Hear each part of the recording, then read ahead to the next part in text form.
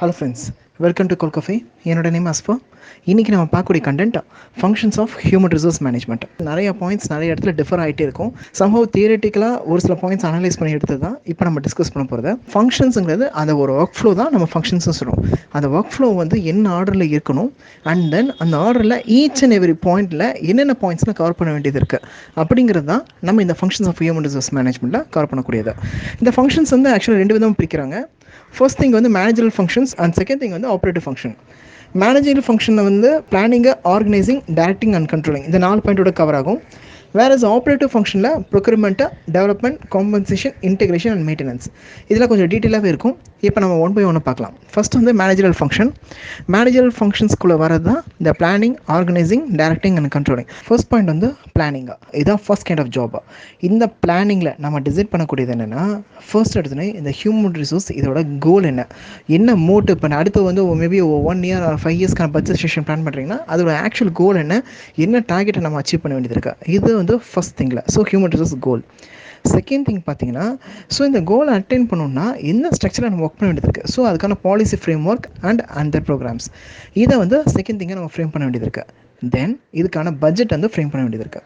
So planning உங்களுக்கு மொதல் 3 different kinds வந்து இன்வால்வ் ஆகுது.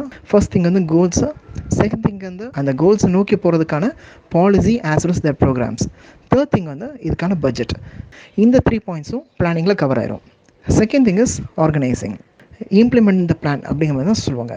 நம்ம பண்ணக்கூடிய கோல்ஸ் எல்லாமே வந்து இப்போ இம்ப்ளிமெண்ட் பண்ண வேண்டியது இருக்குது. யார் யாருக்கு என்னென்ன டாஸ்க்கு பிரித்து கொடுக்க வேண்டியது இருக்குது, அவங்க எப்படி ஒர்க் அவுட் பண்ணுறாங்க, ஜாப், அவங்களோட பர்சனல் ஆஸ் வெல் அஸ் அவங்களோட ஃபிசிக்கல் ஃபேக்டர் எப்படி நம்ம டெவலப் பண்ண வேண்டியது இருக்குது, இது எல்லாமே காமனாக டிஸ்கஸ் பண்ணக்கூடியது தான் ஆர்கனைசிங்காக.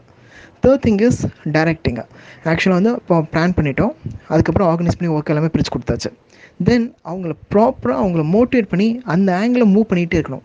கம்ப்ளீட்டாக அவங்களுக்கு ஒரு ப்ராப்பர் மோட்டிவேஷன் கொடுத்த ப்ராப்பர் சூப்பர்விஷன் மூலமாக அவங்கள டைரக்ட் பண்ணக்கூடிய பாயிண்ட் தான் இந்த டைரக்டிங்கிற பாயிண்டில் கவர் ஆகும். Fourth point controlling. இதில் மெயினாக நம்ம என்ன ஃப்ளோவில் கொண்டு போகணும்னா, எண்ட் ஆஃப் த டே இது ப்ராப்பராக நம்மளோட ஒர்க் ஃப்ளோ நம்ம பிளானுக்கு ஏற்ற மாதிரி தான் மூவ் ஆயிருக்கா. It's like checking, verifying and regulating. இதுதான் அதோட மெயின் கீ பாயிண்ட்டாக. ஸோ செக் பண்ணுறோம், அதை வெரிஃபை பண்ணுறோம், நம்ம டார்கெட், நம்மளோட கோல் அதுக்கேற்ற மாதிரி மூவ் ஆயிருக்காண்டு, and then we have to regulate.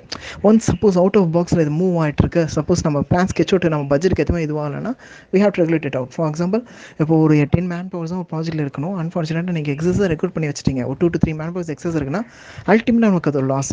Excess of 3 man powers வந்து ஒன் செகண்ட் அவங்களோட பேக்கேஜ் எல்லாமே வந்து கம்பெனிக்கு லாஸ் தான்.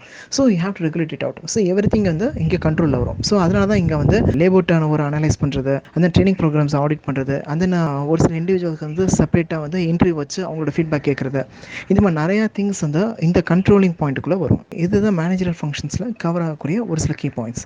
நெக்ஸ்ட் அப்படி இந்த சைடு பார்த்தீங்கன்னா, நீங்கள் ஆப்ரேட்டிவ் ஃபங்க்ஷன்ஸ்க்கு நம்ம ஹைலைட் பண்ணியிருப்பேன். ஆப்ரேட்டிவ் ஃபங்க்ஷன்ஸில் ஒன்ஸ் அகெயின் ஒரு 5 பாயிண்ட்ஸ் வந்து ஹைலைட் பண்ணியிருக்கேன். லைக் ப்ரொக்யூர்மெண்ட்டாக, டெவலப்மெண்ட்டாக, காம்பன்சேஷன், இன்டெகிரேஷன், மெயின்டெனன்ஸ். ப்ரொக்யூர்மெண்ட் ஃபங்க்ஷன்னா நமக்கு என்ன தேவையோ அதை மட்டும் ப்ராப்பராக எடுக்கிறது. இது எப்படி சொல்லுவாங்கன்னா, securing and employing the right kind and proper number of people. Simple. So நமக்கு என்ன தேவை அவங்கள மட்டும் எடுத்து அவங்கள ப்ராப்பராக ட்ராக்கில் கொண்டு போகிறது. இதில் என்னென்ன இன்வால்வ் ஆகும்னா, job analysis, HR planning, recruitment, selection, placement, induction and orientation. இதில் ஃபர்ஸ்ட் திங் பார்த்தீங்கன்னா ஜாப் அனலைசிஸ். ஜாப் அனலைசிஸ் ஆக்சுவலாக ரெண்டாக பிரியும். ஒன்று வந்து ஜாப் டிஸ்கிரிப்ஷன், அனதர் வந்து ஜாப் ஸ்பெசிஃபிகேஷன். இப்போ என்னோட கம்பெனிக்கு நான் ஒரு ஃப்ரெஷர் ஹெச்ஆர் எக்ஸிக்யூட்டிவை நான் ரெக்ரூட் பண்ண போகிறேன். இப்போ ஜாப் டிஸ்கிரிப்ஷனில் நான் என்ன மென்ஷன் பண்ணியிருப்பேன்னா, ஃப்ரெஷர் ஹெச்ஆர் எக்ஸிக்யூட்டிவ் வந்தால் என்ன வேலை அவர் செய்ய போகிறாரு, ரெக்ரூட்மெண்ட் பண்ணோம், செலெக்ஷன் பண்ணோம், எம்ப்ளாயோட அட்டண்டன்ஸ் மெயின்டைன் பண்ணோம், எம்ப்ளாயோட பர்சனல் ப்ரொஃபைல் அந்த டேட்டா பேஸ் வந்து ப்ராப்பராக மெயின்டைன் பண்ணோம். இதெல்லாம் மென்ஷன் பண்ணியிருக்கிறது டிஸ்கிரிப்ஷன், ஜாப் டிஸ்கிரிப்ஷன். சரி, ஜாப் டிஸ்கிரிப்ஷன் ஓகே. ஸ்பெசிஃபிகேஷன் என்னென்னா, எனக்கு யார் பர்டிகுலர் தேவை. ஆக்சுவலாக வந்து எனக்கு எம்பிஏ கிராஜுவேட் தேவை, எனக்கு பிபிஏ அல்லது எம்பிஏ கிராஜுவேட் இருந்தாலும் ஓகே தான், 0 to 6 months எக்ஸ்பீரியன்ஸ் இருந்தாலும் ஓகே தான். இப்படிலாம் எனக்கு பர்டிகுலர் எனக்கு இவன் தான் தேவை, இப்படிப்பட்ட பீப்புள் தான் தேவை அப்படின்னு சொல்கிறது ஸ்பெசிஃபிகேஷன். இந்த டிஸ்கிரிப்ஷன் அண்ட் ஸ்பெசிஃபிகேஷன் ரெண்டுமே சேர்ந்து ஒர்க் அவுட் ஆகிறது தான் ஜாப் அனாலிசிஸ். ஜாப் அனாலிசிஸ்க்கு அப்புறம் நெக்ஸ்ட் வந்து ஹெச்ஆர் பிளானிங். ஹெச்ஆர் பிளானிங் பற்றி நம்ம நிறைய டிஸ்கஸ் பண்ணியிருக்கோம். நம்ம கரண்ட் மேன் பவர் எவ்வளோ இருக்காங்கன்னு எஸ்டிமேட் பண்ணிவிட்டு அதுக்கேற்ற மாதிரி ஃபியூச்சர் மேன் பவர் ரெக்ரூட்மெண்ட்டை பிளான் பண்ணுறது. Next thing is recruitment and selection.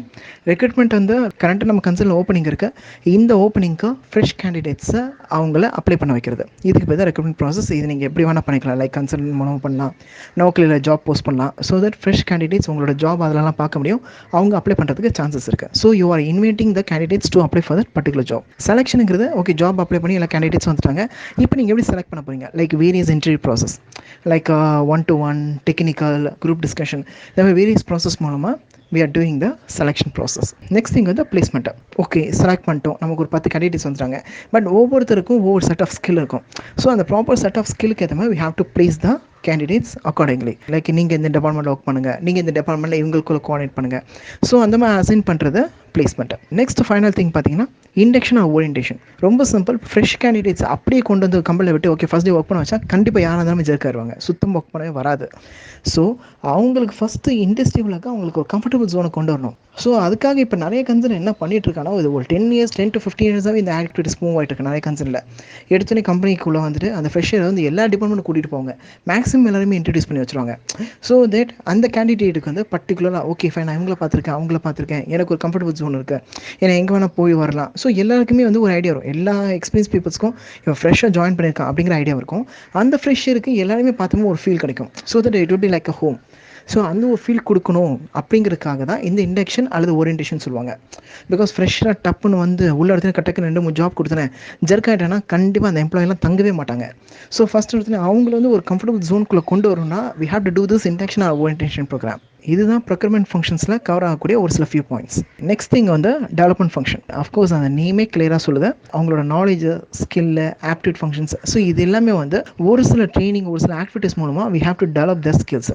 இதுதான் இந்த டெவலப்மெண்ட் ஃபங்க்ஷன்ஸ்குள்ளே வருது. டெவலப்மெண்ட் ஃபங்க்ஷன்ஸ்குள்ளே நிறைய கீ பாயிண்ட்ஸ் தான் ஹைலைட் பண்ணியிருப்பேன்.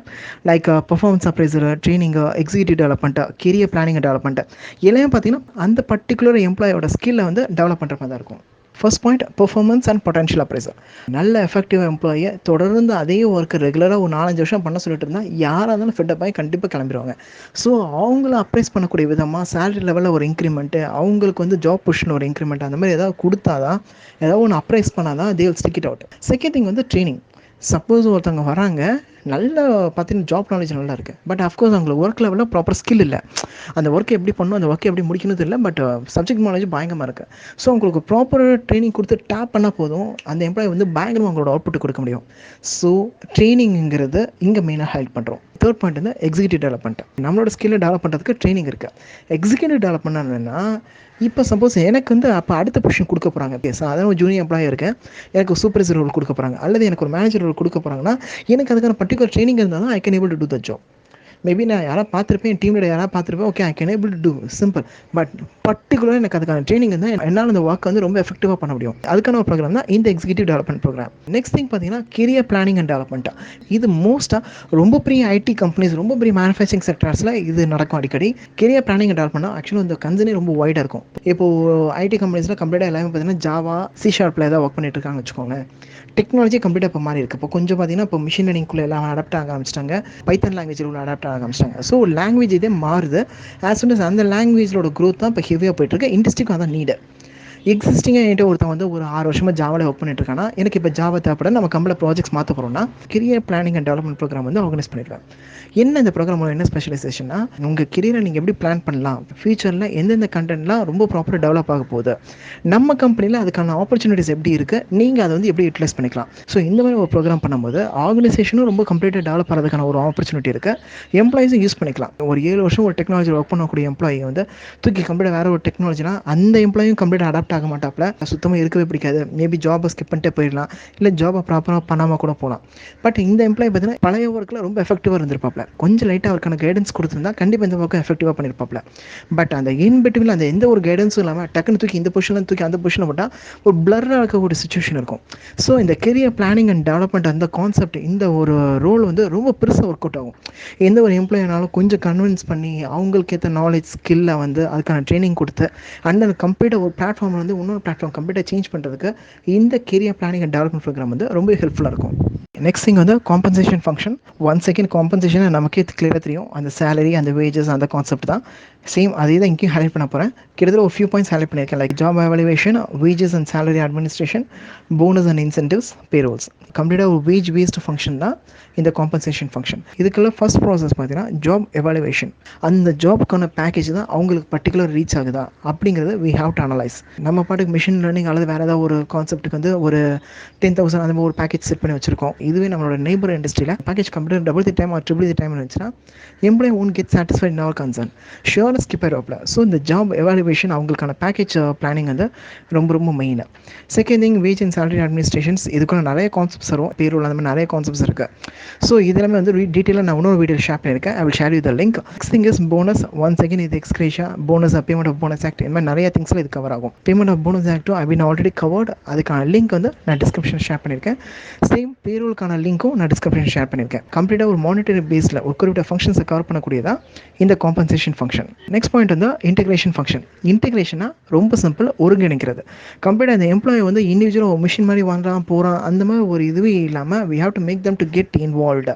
ஸோ ஏதோ ஒரு விஷயமா டிஸ்கஷன், ஓகே எம்ப்ளாயி கூப்பிட்டு டிஸ்கஸ் பண்ணுறது, அவங்க ஜாப் சாட்டிஸ்ஃபைடாக அவங்களுக்கான விஷயங்கள் கொண்டு போகிறது, அவங்க கம்ப்ளீட்டாக மோட்டிவேட் பண்ணுறது, இந்த மாதிரி நிறைய விஷயங்கள் ஆட் ஆகுது தான் இன்டெகிரேஷன் ஃபங்க்ஷன். இது உங்களுக்கு கவர் ஆகக்கூடிய ஒரு சில ஃபங்க்ஷன்ஸை நம்ம பார்க்குறது, like motivation, job satisfaction, grievances redressal, collective bargaining, conflict மேனேஜ்மெண்ட்டாக, பார்ட்டிசிபேஷன் ஆஃப் எம்ப்ளாயீஸ், டிசிப்ளின்.